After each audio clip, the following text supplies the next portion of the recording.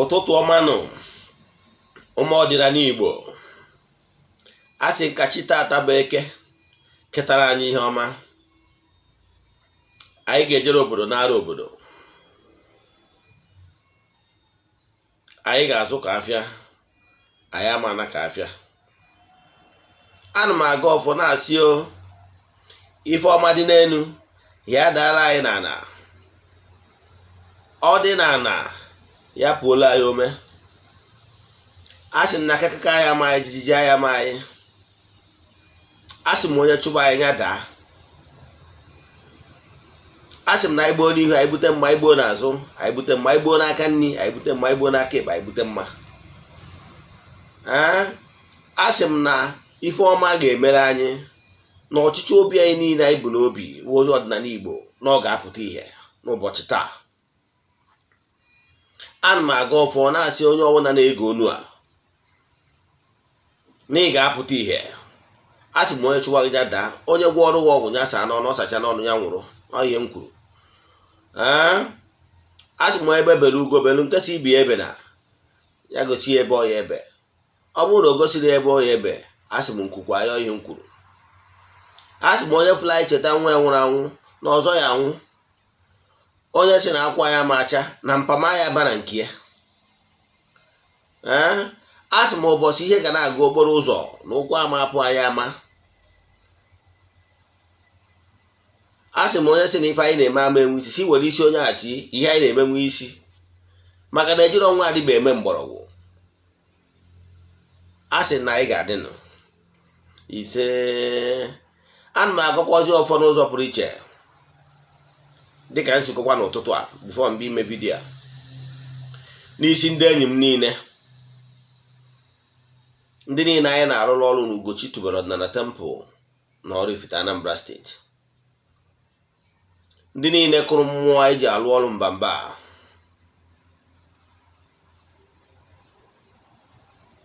ndị niile na-ege vidiyo na-abụ ha gecha vidiyo m ha eshie ya ka ndị ọzọ so nwetakwa.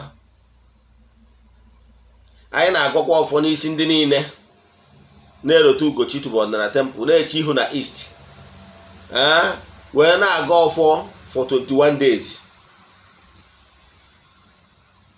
Asị nke ebumnobi niile ha ji wee na-aga ya bụ ọfọ for 21 days bịa na mmezu ise. Ị na-enweta ozi anyị na-egbusi ya maka na ihe ọma ga na-emere gị.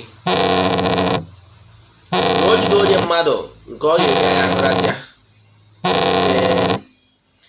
Abụ m Ugochi tubelu nwafọ Oraifite nwa Adama anyị na-agba.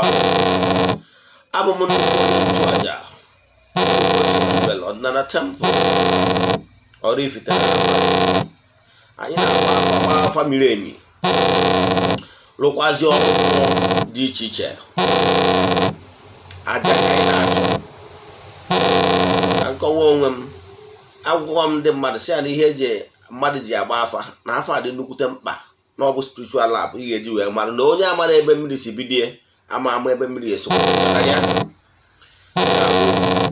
Nke bụ agba afa ihe na-enye nsogbu n'ụzọ gị. Nke ọbụla onye na-achụ aja maka na nwa akwụkwọ m abụghị omenala. Ọgwụ wụ corrupt practice si na ndị na-achọ ka ha kọtụọ short cut wee benefit. In other words, they can stay on those. They are not following natural process. So what I'm doing, I follow natural process. Maka na ọ bụrụ na ị chọrọ ịdị ndụ tọọ atọ, you follow natural process. Ịchụ aja bụ appealing to entities of powers na-eweta ihe ọma ka gị na ha dị na mma. A na-akpọ ya PR, personal relation to entities of powers that governs the universe. Now, ihe m bịara ịkọwa taa abụrụ gbasara ọgwụ bụsọda ka m ma akọwa ihe ị ga-eji ghọta na ọgwụ abụrụ ọdịnala.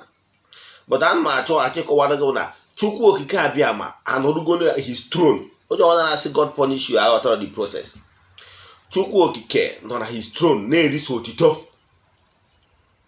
The daily activities of the earthly governance and the furthering the creation adịrọ n'aka ezi ọnọgo na the throne. Ọnya ka o ji si ndị mmadụ na akwụkwọ ndị ụka ọbịa ka m kwuo otu ihe ma maka na a na-esi n'ihe mmadụ ma wee mara ya atụ. O wee sị na ya akpọgo mmadụ wee kee mmadụ wee sị ha gaanụ procreate, gaanụ kebe unu continue na-eke. Ike abụrụ sọ ịmụta nwa ma ịmụta nwa ma ike plan dị n'ụwa GSM and gadgets, IT gadgets, all creation of man. Ọ sịrị anyị gaa n'ụwa, gaa mụọ ọnụ, zụọ ọnụ, merikwa n'ụwa, ịghọtara ya, and conquer. So don't forget na akwụkwọ ndị ụka ọbịa kwuru na we human being, we are the gods, the small gods. Okay ma? Then ọrụ anyị bụ ịrụ furthering creation. So na okechike nọ na throne ya, o nwezi entities of powers ndị ọ bụ ọrụ ha ịdị govern the universe. Ịghọtara ya? Ọ bụrụ na mmadụ bịa n'ụwa bichaa ndụ ya wee join ya n'otu ndị ichie, o sokwa na decision making, understand, realm. Ndị ụka gbara ha ndị sense. Ọhụrụ ya ka mbịara ikuzi taa. Ihe ndị a wụ topic ụfọdụ ndị nkuzigo na ihe nchọ ka mme highlight na ụfọdụ ihe bụ maka ndị na-ajoin ya ọkụ ka ha nwee ike wee ghọta ụfọdụ ihe nkuzigo. Abụ m onye mgbasa ozi ọdịnala Igbo, bụrụ dibịa. Ma dibịa m na-alụ ọbụrụ m ka ihe abịakwutesị mgbe oru gị mmadụ.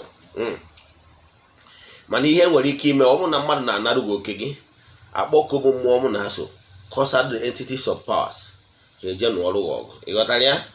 Mana ọ bụrụ na ka nkechigwe gwọwa ọgwụ, adịm agwọ ọgwụ maka na ọgwụ abụrụ ọdịnala. Nwanne ị na-agwọ ọgwụ na short life mmadụ. Ọ bụrụ ka m bịara ịkọwa taa nke a gaba. Ihe m bịara ịkọwa taa bụ gbasara negative energy. Ihe ị ga-eme ka ị wee na-asachapụ ụchụ. Ekuzigo m ya mbụ mana achọrọ m ime part 2 taa. Gịnị bụ negative energy? Negative energy is oral, the radiation that is following human being. Ọ bụrụ na earthly sense ọ dị ka atịtị dị n'ahụ mmadụ, unyi dị n'ahụ mmadụ. Mana nke ahụ spiritual thing that is denting you spiritually. Na ahụ gị nwere ike na-asa ezigbo ude, look good, mana spiritually you are dent, as in you have been dented. Spiritually, the negative energy surrounding you ọ na-agba ọchịchịrị. Ike nwere ife ọma enwere ike ịbịa. Ị nwere ike ije kwurufu onye na-afụ ụzọ ma ọ bụ dibịa ma ọ bụ onye ọmaka onye na-afụ ụzọ bụ onye na-afụ ụzọ. Now onye a na-afụ ụzọ wee sị na o nwere ihe ọma dị n'ụzọ gị. Ihe ọma dị n'ụzọ gị na o nwere ihe ọma na-abịara gị. Mana nke bụ eziokwu na o nwere ike nọ 3 months, 6 months, 1 year ma ọ wee lụọ ọrụ ebe ihe ọma na-emere gị, ebe ịta ụtara ego, ebe ikutere nwa, ebe ịta ụtara ụdara, ihe ọma dị iche iche na nlọ, ma ebe ịghọtara mkpụrụ osisi na nlọ. Ụmụ ihe niile a bụ ife ọma. Yes, ọfọzie mmezu. Maka na mgbe ihe ọma na-abịa, ọ bụrụ na enwero harmony, atmosphere within you, you can connect. Agwa anụ ụbọchị nkọwa maka spirituality. Na enwere in the spiritual realm, the ethereal world, before ụfọdụ ihe eme that this gross material earth, it must have taken on form in the spiritual realm. In the ethereal world, it must have happened. Ọnwụ na omesia na spiritual realm before ọgbadata na earth. Onye agbatara o ji dị mkpa na ịga na-ekwubi okwu. Maka na o nwere ihe nwere ike take on in the spiritual realm, but ọ manifest better in this gross material. Then ị nwere ike ikwubi okwu, nyegharịa direction. Ọ bụrụ na imewudo onye nwere ike imewu ya on your behalf. Ịghọtara ya? Intercede on your behalf. Ka things turn around. Ịghọtara ya? Now, ọ bụrụ na mmadụ gwa gị na goodies are coming to your way, ọ na-efere ya na nlọ, si na nlọ ịlọrọ akụwa gwa na o nwere ihe ọma na-abịazini ichego echiche taa ọ bịara. Ihe butere ya ụchụ ka mmadụ atụ maka na mma like ịma atụ maka na ihe nji like ịma atụ bụ na ọ bụrụ na ichefu ihe m kwuru icheta atụ mmadụ. Ọ bụrụ na ịbụ nwaanyị, ọ bụrụ na ọ na-abụ nwoke kwesịrị gị nkwa na-aga anụ gị ị na gị na nwoke gwugide okwecha nkwa ọrụ ụbọchị disappointment n'ụdị ọbụla, mmụọ akpọmasị ndị mmadụ na-akpọghasị for nothing. Onye mechara mmụọ ihe ọjọọ kwụọ ụgwọ ife ọma dị ka ọ na-achọ iru gị aka ọgharị mmadụ ka enwe ike kwecha gị nkwa ọ nọrụ change mind. Ife adịghị eme na nkịtị, agbazi na nkịtị. The greatest thing ị nwere ike ime is keep on doing one thing with the same method but keep expecting different results. It can never work, and logically it can't work. Now ị na-agbabụ nkịtị all this while na-eme cast and bind. Ụfọdụ n'ime gị na-eme, ụfọdụ n'ime na-eme 40 days fasting, nwanne imezi na-ekweghị na ọsa na-eri na ọrịa. Things are not work that way. It's only in Africa ndị eriri eri ka mmadụ ga na-echeki. Have you asked yourself those Chinese, those Asian countries that they are the fastest growing economy as we speak? They are not doing like that because it's not how things work. You must do the needful for you to be successful. Look at successful people on earth. It only requires consistency. If you are doing things and you are not getting results, change method and keep the pace. Consistency is the key. Now, in a bumbo, you make the in a jagido vigil, course overnight. And my jogi, now those course overnight, now you could. Now, but this year, have you achieved any? A banket is in Achukuma. Achukuma is coward act. You to give up. See that patient dog eat the fattest bone. My dear, if the patient dog ate the fattest bone, my dear, maybe in the 18th century, it doesn't work nowadays. In the 21st century, if you keep on being patient dog, then the fasted dog must have even finished the food, even crack all the bone, and he will go hungry. In the world, we are in the world of the smartest. You must work. Not working hard is not even the issue, but work smart. I know. Let me use our brother, our black guy, Ocean Boat. Ocean Boat did not win any trophy by working. He must work fast and smart and consistency. You understand? Don't stop giving up.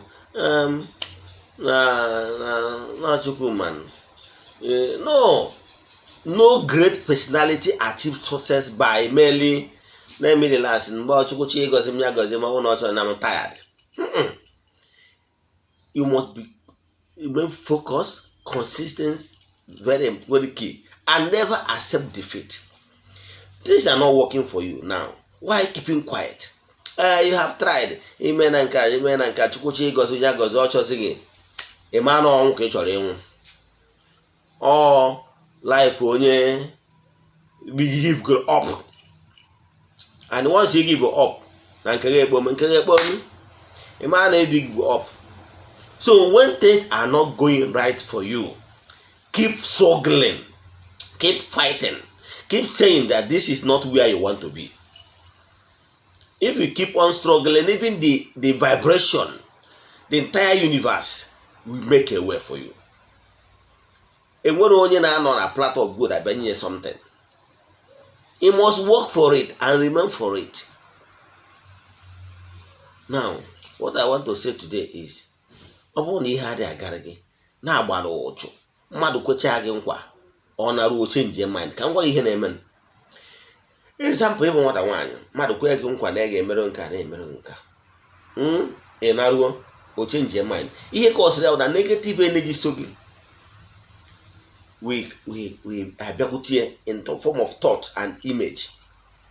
When I see onye a ijeọma ya na-achọ imere ihe a na ijeọma no deserve ya, why can't you consider Cynthia?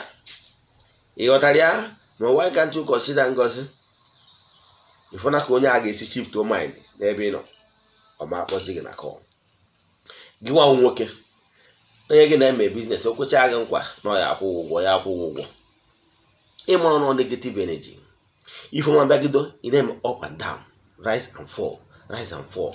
Ịmụrụ nọ aka na ntị ka a na-adọ, nọ negative energy na-egbochiri onwe ihe a. Ọ dịtụ ka ọ ya adịkwa mma ọ gasakwa ịgba nkịtị. Ịmụrụ na onye gba nkịtị chi ya agba nkịtị. Ịmụrụ na onye kwe chi ya ekwe. Ịmụrụ na ike na-agwụchi mmadụ mgbe ike gwụrụ onye ahụ. Ka m kwudokwara gị akwụkwọ ndị ụka ọbịa na akwụkwọ Matthew 7:7 nọ sị, yọọ ị ga-ayọta, chọọ ị ga-achọta, kụọ aka na a ga-emeghere. Ask, it shall be given to you. Knock, the door will be open, and seek. Now, ọ bụrụ na gị nwa na onwe gị ọnya ga-eji ogwego gị ebe ahụ na you must make an effort, gosi na ihe a dị gị mkpa. Ọ bụrụ na isi na ozuworo gị, ịghọtara ya? Ịgbazina nkịtị na iwe nọ na inwere ike. No, onye ike gwụrụ bụ onye chọkwa. Let me give you an example. Ihe na-eme in creation. Onye kpata ụfọdụ ndị mmadụ afta ka ha retire n'ọrụ oyibo, obere oge ọya gị set in, obere oge ha nwụọ. Ịma ihe kọsịrị ya? Mgbe ha bidoro na ọ kwụsịrị ọrụ oyibo anwa, or you no longer active in creation, obviously you give up na ya emesighị ihe niile ya emezi, ọ na-arahụ ụzọ eso ụla. You no longer contributing positively in daily activities to show in creation that he's still enjoying this earth life, he's still part of this earth life. Mgbe ọ bụla ị bịazi give up that na nwazi ihe pastor, you'll be withdrawn from earth because you are no longer contributing to the development and the procreation and of the entire universe. So whereby you give God up, you have already called the entire creation that your existence on earth is no longer needed. Therefore, you will be withdrawn. But na-ekwubi okwu ọ bụrụ na ị na-enọ n'ihu ihe mgbu a, chat ya m na WhatsApp ka nyere gị aka ka anyị gbaa afọ mara ihe butere that negative energy, anyị mata ihe butere ya. Ọ bụrụ na a ga-asa ụchụ asa ụchụ, ọ bụrụ na o nwere mmụọ gbara ụchụ, mmụọ na-agba mmadụ ụchụ, mmadụ na-agba mmadụ ụchụ. O nwere ka ọ bụrụ na ndị amoosu na-edistọpụ. Gịnị bụ ndị amoosu? Ndị amoosu a bụ living being sending back thought. Na-asị ọ ka ọ bụrụkwa onye aka gị, that is negative thought of man. That is ndị amoosu. Then gịnị bụ ndị akara oghere? Ndị akara oghere bụ ndị dead people that did not achieve anything while they are here on earth. Now when they pass on, they will be there as dark energy. The spirit, because there is the negative energies from the dark region and there is spirits in the light region. Ụbọchị mma akọwa gbasara ihe aghọta ihe gbasara ihe na-eme na metaphysics. Ịghọta na enwere the entities of powers from the light region and from the dark region. The evil people use more of the dark region, understand, to perpetuate their evil. Now, if you remain positive, you will be attracted to entities of powers from the light region. Positive mindset. Now, ihe na-achịkọwa bụ mgbe ị na-agabigo ihe dị etu a, don't keep quiet. Amara ihe na-eme gị, amara na o nwere mmụọ gbara ụchụ, mmụọ na-agba mmadụ ụchụ, mmadụ na-agba mmadụ ụchụ. Ọ bụrụ nke mmụọ gbara ụchụ, asachapụ ya, sewepụ aka mmụọ na ya. Ọ bụrụ nke mmadụ gbara ụchụ, achụ aja, sachapụ gị, ịdị ọcha, then gbochie the negative energy. Ime ọnụ ọnya gbatara mmadụ, ụfọdụ ndị mmadụ ji akụ mmụọ mba mmụọ na-apịawa amoosu azụ, so that ọ bụrụ na negative energy na-abịazi, you will be protected.